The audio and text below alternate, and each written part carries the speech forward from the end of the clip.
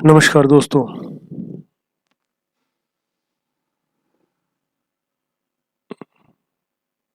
आपने पहले व्लॉग में देखा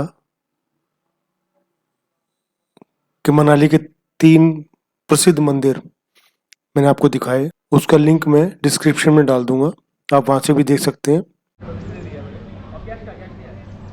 ये देखिए, ये वादियाँ, ये घाटी का दृश्य, दिल करता है यहीं पे एक प्लॉट ले ले। लेकिन हम दिल्ली वाले हैं ना, तो हम तो झुग्गी डालने में विश्वास रखते हैं। लेकिन यहाँ के कानून ऐसे नहीं है कि हम यहाँ झुग्गी डाल पाए, इसलिए हमें खरीदना ही पड़ेगा।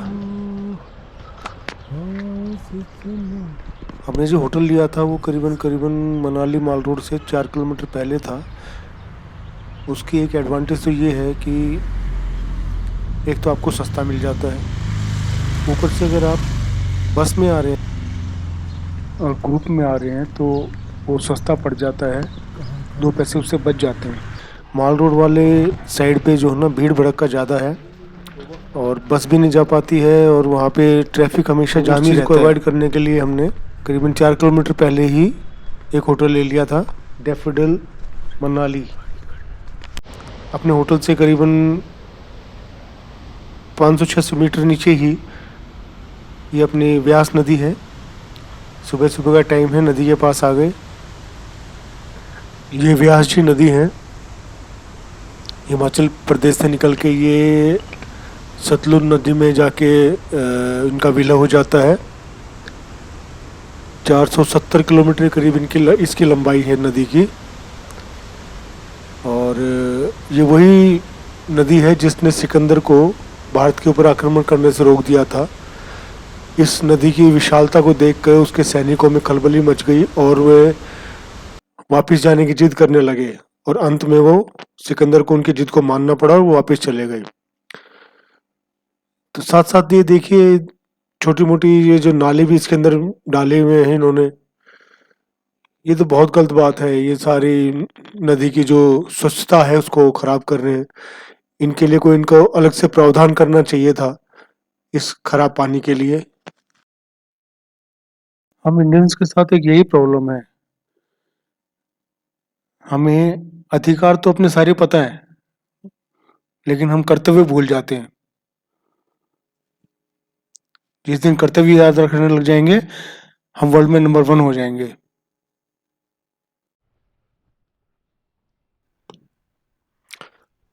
होटल ही होटल है यहाँ पे, ज़्यादातर आपको घर कम ही मिलेंगे।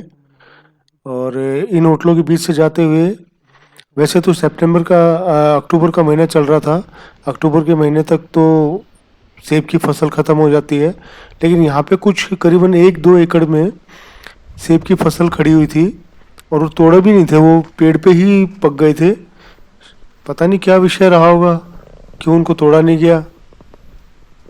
लेकिन हमें पेड़ पे लगे हुए सेब देखने का तो मौका मिल ही गया इसी बहाने। ये देखिए, लदे हुए हैं सेब से।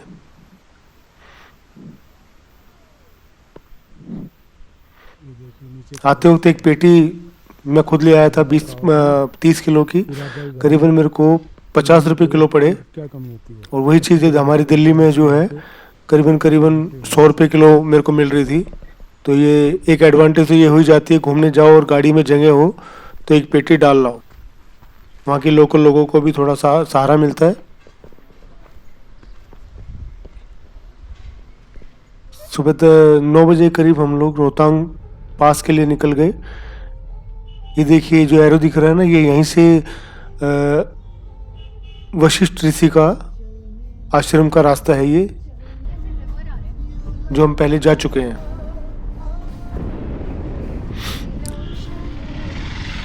रास्ता बहुत अच्छा है, दोनों तरफ पहाड़ियाँ हैं, बड़ी बड़ी पहाड़ियाँ, कुछ तो बर्फ से लदी हुई, और बीच में से नदी, ब्यास जी नदी जा रही हैं और साइड से ये रास्ता है।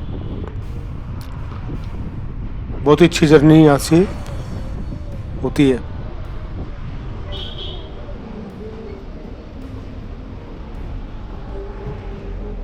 सड़कों की कंडीशन ठीक ठाक है, कहीं से टूटे हैं कहीं से बने हुए हैं, लेकिन ये सड़क जो सीधी जाती है, ये अटल टनल जाती है, ये बिल्कुल एक नंबर की बनी हुई है।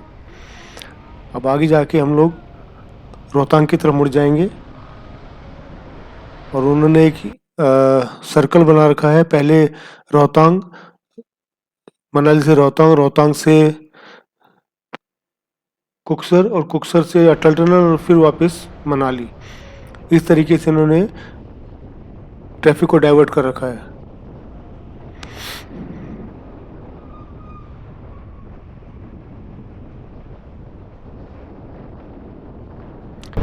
हम लोग चलते चलते रास्ते में गुलाबा गुलाबा करके एक चेक पोस्ट आता है, जहाँ पे आपके जो गाड़ी का जो पास, आपको पास लेना पड़ेगा रोहतांग जाने के लिए। मनाली में आप अपनी गाड़ी के सारे डॉक्यूमेंट दे दो, वो बना के 5 मिनट में दे देते हैं, कोई इतना लंबा चौड़ा काम नहीं है। तो पास यहाँ पे दिखा के हमें यहाँ से आगे निकलना होता है। पास हमने दिखा दिया था।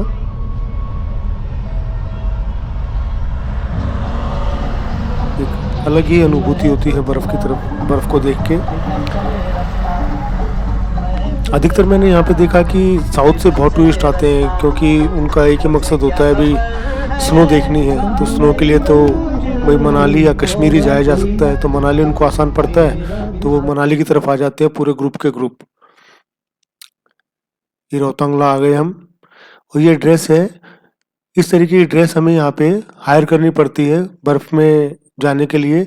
इसका रेट है करीबन 300 रुपये, और इसके साथ जूते हैं वो 100 रुपये। 400 बहुत मारा मारी है, तो 500 रुपये में ये आपको पूरी किट मिल जाती है, जो आप यहाँ पे बर्फ़ में यूज़ कर सकते हैं और फिर उसको वापस आपको देनी होती है।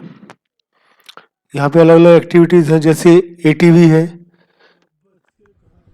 ये 1000 से 1500 रुपये के बीच में आपको मिलेगी 1 घंटे के लिए। वो बाकी आपके ऊपर, आपकी मार्केटिंग स्किल होना चाहिए कि आप उसको कम करवा सकते हो तो करवा लीजिएगा। सीज़न जब ज़्यादा हैवी होता है तो ये लोग रेट थोड़ा और बढ़ा देते हैं। अभी हम ऑफ सीज़न में गए थे तो हमें ये लगभग 1000 रुपये में मिली थी। ये चलाने के लिए देते नहीं है किसी को, लेकिन पता नहीं मेरे पे क्या मेहरबानी हुई इन लोगों की।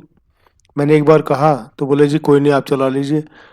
तो मैंने इसका भी एक एक्सपीरियंस किया। इसकी रेस अंगूठे पे है, अंगूठे से पुश करोगे तो रेस हो जाती है, लेकिन थोड़ा सा रिस्की है ये। अगर ये पलट जाए तो कोई सेफ्टी मेजर्स इसमें है नहीं। ऐसे लगा लो कि जैसे ट्रैक्टर पलट जाते हैं ना, तो वो वाली कहानी है इसकी।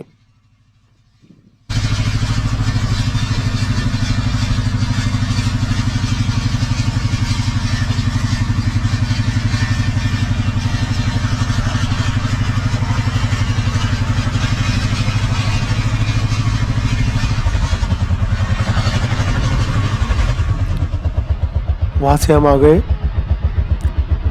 अटल टनल।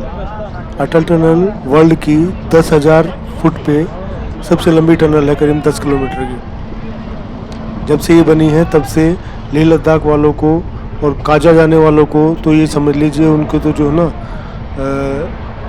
मज़े हो गए हैं।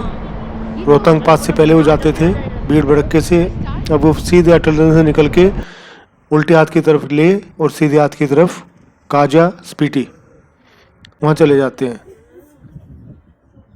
बर्फ़ ज़्यादा नहीं थी लेकिन थोड़ी बहुत थी। वैसे रोहतांग पास जो है वो 15 नवंबर से बंद हो जाता है। जब हैवी बर्फबारी शुरू हो जाती है तो उसको बंद कर देते हैं, और फिर उसके बाद कुक्सर को खोल देते हैं। कुक्सर तक जो है ना फिर बर्फबारी आ जाती है, तो फिर अटल टनल से ही आप सीधे निकल के कुक्सर चले जाओ, और वहाँ पे वो जो भी अपने ये एक्टिविटीज़ हैं ये आप कर सकते हैं। अटल टनल को बनने में भी काफ़ी साल लग गए, लेकिन हम ये सोचते हैं कि ये सब हमारे लिए किया जा रहा है। नहीं जी, ये हमारे लिए नहीं किया जा रहा। साथ में ये चाइना बॉर्डर तक पहुंचाने के लिए अपने इक्विपमेंट्स उसके ऊपर भी पूरा जोर दिया हुआ है मोदी जी ने, ताकि मिलिट्री मूवमेंट में, कन्वॉय में कोई प्रॉब्लम ना आए, और हैवी से हैवी इक्विपमेंट हमारे बाय रोड चले जाएं। आप वहाँ से बाइक भी हायर कर सकते हैं, बाइक का रेट करीबन 500 रुपये स्कूटी से शुरू होता है और हिमालयन करीबन 1200-1300 रुपये रोज़ की पेट्रोल आपको अपना डलवाना पड़ेगा। पेट्रोल का खर्चा आपका है, बाकी आपको उनको खाली ये एक किस्म से रॉयल्टी देनी है।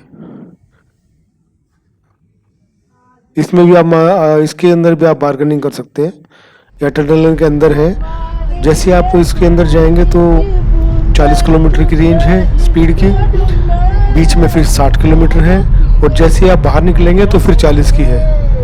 अंदर थोड़ा सा शीशे बंद रखें क्योंकि पॉल्यूशन हो जाता है। 10 किलोमीटर लंबी टनल है तो इतने व्हीकल्स यहाँ से अप डाउन करते हैं तो पॉल्यूशन हो ही जाता है, निकले कहाँ से। अभी ब्लोअर लगाए जा रहे हैं इसके अंदर पॉल्यूशन निकालने के लिए, लेकिन उसमें टाइम लगेगा। तो इसीलिए मेरी तो यही एडवाइस है आपको कि आप अपने गाड़ी के शीशे वगैरह बंद कर लें।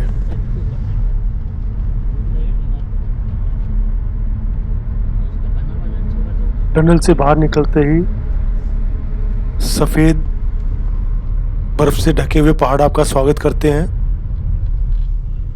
सड़क वही है, सब कुछ वही है, लेकिन एक अलग ही फीलिंग आती है इसमें से निकलने में और इसको पार करने में। थोड़ा हर इंडियन इसको अपने आप को प्राउड फील करता है कि हम लोग भी कर सकते हैं। अब हम यहाँ से चल के सोलंग वैली आ गए हैं। ये सोलंग वैली है। यहाँ पे आप अलग अलग एक्टिविटीज़ कर सकते हैं, जैसे एटीवी है, पैराग्लाइडिंग है। एटीवी के साथ साथ यहाँ पे एक छोटी सी गंडोला भी है जो कि एक पहाड़ी पे जाता है, लेकिन थोड़ा सा महंगा था तो मैंने वो किया नहीं। करीबन 650 रुपये उसका रेट था। आप पैराग्लाइडिंग कर सकते हैं। पैराग्लाइडिंग में अगर ऑफ सीजन है तो आप मार्केटिंग करके इसको 1000-1500 के बीच में कर सकते हैं, और अगर सीजन चल रहा है तो फिर ये अपने रेट लेते हैं, उसमें आप कुछ नहीं कर सकते हो। लेकिन जो पॉइंट पे लेके जाते हैं ना ये लोग पैराग्लाइडिंग वाले, और जो ड्राइविंग करते हैं वो ड्राइविंग एक नंबर की होती है साहब। पता नहीं, आप पेट का पानी हिला देते हैं, इतनी तेज चलाते हैं। शुरू में वो खुद आपको इंस्ट्रक्टर बताएगा कि आपको भागना है तो 4-5 कदम ही भागे, फिर आप अपने पैर उठा लें। उसके बाद वो खुद भागता है टेक ऑफ करने के लिए। उसके इंस्ट्रक्शन को जरूर फॉलो करें, वरना ये सबसे रिस्की जो गेम है, इसके अंदर हर साल कुछ ना कुछ हादसे होते रहते हैं।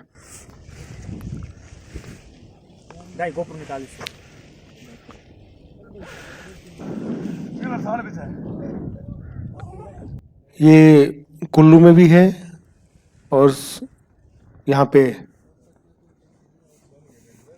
शिलोंग वैली में भी है, और ये आप जब रोहतांग पास जाएंगे तो उसके बीच में भी एक जगह है, लेकिन वो छोटे पॉइंट है थोड़े। ये देखिए 2-3 कदम चले, उसके बाद वो खुद चल रहा है, उसने पैर उठा लिया अपने, और बिल्कुल ठीक ठाक इन्होंने परफेक्ट टेक ऑफ किया है। ये लैंडिंग में भी ये लोग बताते हैं आपको कि आपको अपने पैर आपको पैर नीचे नहीं लगाने हैं, आप पैरेलल रखिए, और आपका जो तशरीफ़ का टोकरा है उसके नीचे ये लोग एक अलग से वो बहुत ही हार्ड प्लास्टिक का वो लगा देते हैं, और उससे आप स्किड करते उतर जाते हैं। इनका अपना एक ऑपरेंडी है, उसको ये लोग अडॉप्ट करते हैं। ठीक ठाक लैंडिंग हो गई, ये भी भगवान का शुक्र है। ये लोग गोप्रो की फिल्म बनाते हैं, उसमें वो आपके ऊपर डिपेंड करता है आप बनवाएं ना बनवाएं अभी, लेकिन ये चार्जेस लेते हैं, उसके 400-500 रुपये एक्स्ट्रा मांगते हैं। तो बार्गेनिंग करोगे तो आपको पैर ऊपर रखना था ना। आप कुल्लू के आगे निकलेंगे, आप मनाली से आगे निकलेंगे तो कुल्लू आएगा। कुल्लू में आप वाटर राफ्टिंग कर सकते हैं। वाटर राफ्टिंग का भी करीबन 500 रुपये पर हेड के हिसाब से ये 9 किलोमीटर का लेते हैं। वो आपकी इच्छा है कि आप 9 किलोमीटर का करें या 12 का करें। तो ये भी है कि यहाँ पे आपको एक्टिविटी मिल जाती है। ये पूरा आपको बताएंगे कि भाई कैसे आपको सेफ रहना है, कैसे आपको हर मोमेंट पे काम करना है, कैसे आपको एक तरफ लोड करना है, कभी दूसरी तरफ जाना है। तो ये काफ़ी कुछ चीज़ें हैं इसके अंदर। ये सारा जो है ना बैलेंस का गेम होता है, बैलेंस बनाते हैं लोग, बैलेंस का गेम है ये सारा। ये आपको 9 किलोमीटर लेके जाएगा, फिर उसके बाद अपनी गाड़ी में वापस यहीं पे इसी पॉइंट पे छोड़ के आएगा। ये भी एक रिस्की गेम है।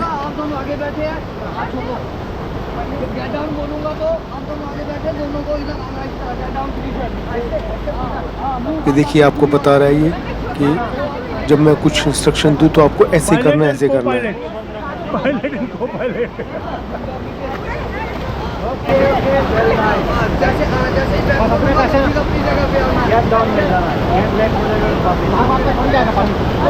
ओके ओके, वीडियो चल रही है, वीडियो।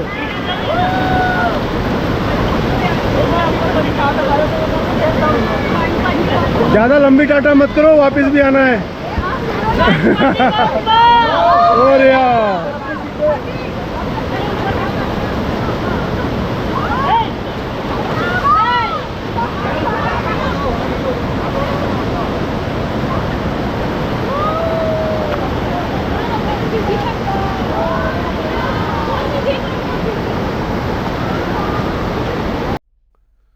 जब हम रोहतांग से वापस आ रहे थे तो रास्ते में हमें एक बहुत ही सुंदर बिल्डिंग दिखाई दी। जब ध्यान से देखा तो वो गवर्नमेंट स्कूल था, बहुत ही सुंदर।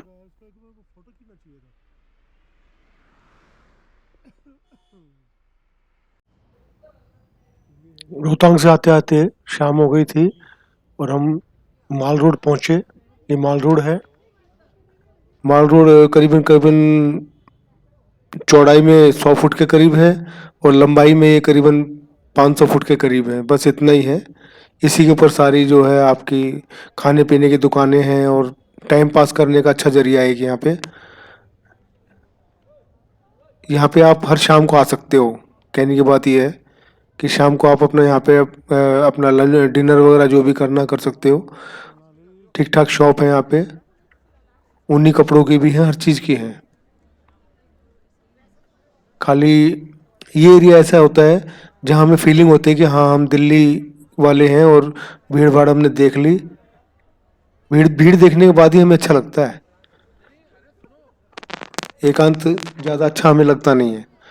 एकांत वालों को तो फिर उनको कसौल जाना चाहिए या फिर और आगे सोलंग वेलिंग से ऊपर कोई होटल लेना चाहिए, वहाँ आपको बिल्कुल शांति मिलेगी। वशिष्ठ मंदिर के ऊपर भी बहुत अच्छे स्पॉट्स हैं।